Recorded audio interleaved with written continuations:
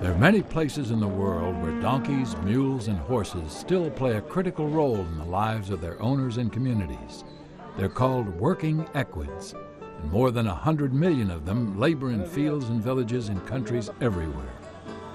In addition to transportation, families rely on them to plow their fields and carry heavy loads to and from market. They're part of the family, on call 24 hours a day, a four-legged combination of car, tractor, pickup truck, and family pet. Sadly, the vast majority of them live in poor conditions with virtually no veterinary care. These animals and their owners come from villages in and around Tlaxcala, Mexico, in a mountainous region southeast of Mexico City. They're here today because a team of veterinary professionals from all over the world and veterinary students from the University of Mexico have come to treat their animals and teach them how to keep them healthy after they're gone. These surgeons, equine dentists, farriers, saddle and harness makers, research scientists, and nutrition specialists are part of a group called the Equitarian Initiative, all volunteers giving their time and resources free of charge in the hopes of bettering the lives of these animals and their owners. The event is called an Equitarian Workshop.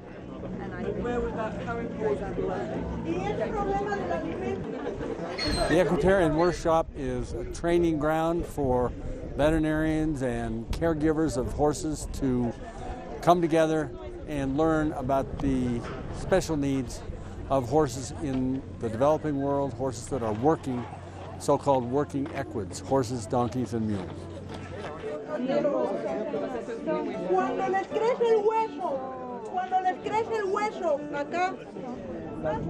There's a vast amount of work that needs to be done all around the world, and the more people who start to take an interest and who can put some energy and enthusiasm into finding a solution, the better.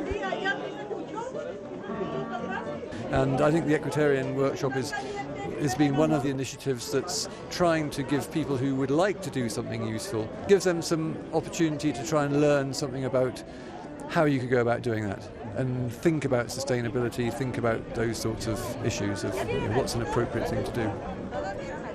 It's important because most of the horses of the world have no veterinary care at all, and they're important economically to the families that own them. And there's no way they're going to be delivered veterinary services other than by efforts like this. You see a variety of problems here, but they're largely centered around problems of nutrition, parasitism, care of the feet and hooves, and wounds from primarily improperly fitting tack. Well, the ones that stand out the most are the ones with the very bad lesions on the backs, mostly donkeys. But we've worked out a way of using felt so they can actually still work the animal, but the lesions heal up underneath the pack saddle, which is great. It's very different work to what I'd be doing in Great Britain. Well, for instance, they just seem to sew these rope head collars on and they never come off. And then, of course, if it's a young horse, the horse just grows into the head collar and it gets tighter and tighter. So we're making lots of these rope head collars, or halters, and they're the simplest thing to make. You need about 6 meters of rope, and they're much more comfortable than the head collars they use themselves. In addition to introducing food supplements to the animals and helping their owners and caretakers understand how important diet is in keeping their animals healthy, equine dentists apply the tools of their trade to make sure the donkeys, mules, and horses they treat can chew their food properly, all the while explaining to the owners and students what they're doing and why. What we try to do is we try to balance the mouth, so we try to remove all the abnormal structure that can interfere with the chewing movement and allowing these animals to move the jaw properly. If the animals they can chew properly means they can eat properly, we are improving not only the animals' health, but also the animals' welfare in general terms. Another critical factor in the health and well-being of working equids is the condition of their feet. These animals can go for months, and in some cases years, without the kind of trimming and shaping that a good farrier can provide. At the Equitarian Workshop, local farriers have the opportunity to learn from visiting practitioners. Come on, there you go. Halfway.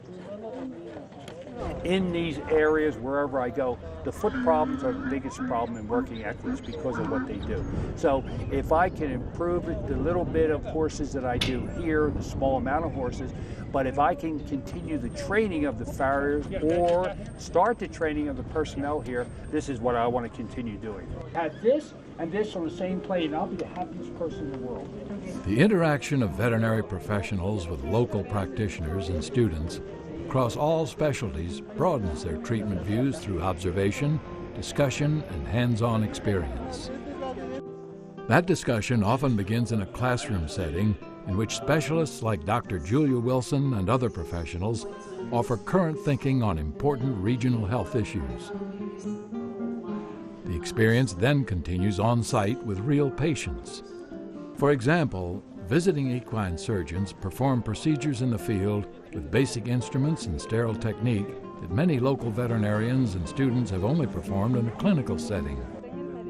The opportunity of have the hands-on on this Equitarian workshop gives me a lot of chance to practice my own skills and also teach them to the students, and also try to teach something to the client, try to help them with how to provide a better care for their animals. Hopefully, maybe just a little bit of this will rub off on the owners and handlers and a little bit to some of these young veterinary students. But in the end, the goal, and I think we will accomplish that, is an improvement in the overall health and well-being of these animals. To make a difference in a place like this, you've got to build on what people already know. They've got to be comfortable with what's going to happen so that they can start to feel that they can try something new that they may not have tried before, start to trust people they may not have had much to do with before. It's great to have this kind of experience because you are not just treating an animal. This experience teaches me that, how to approach and how to speak with the owners and how to make them understand what's the best for them and for the animal. The most rewarding thing of this work is having the opportunity of see all these vets, young vets and experienced vets, exchanging information and developing their own vision to put this kind of projects to work in other different areas of the world or even of Mexico. Then in that way we can reach more animals in need, but also the main way to reach those animals is by producing vets with the security and the knowledge and the skills to do the best for these animals who are doing the best for their owners. We hope to be the seeds for many new projects, the expansion of continuing projects, all of which are dedicated to the medical and social and nutritional needs of working equids throughout the world. I hope with this Equitarian project, students and local vets, they will realize that working equids, they have needs and it can be a good business. We tend to live in our own little world at home and just carry on with our own little work, and this just widens the horizon slightly. It's just worthwhile, I think.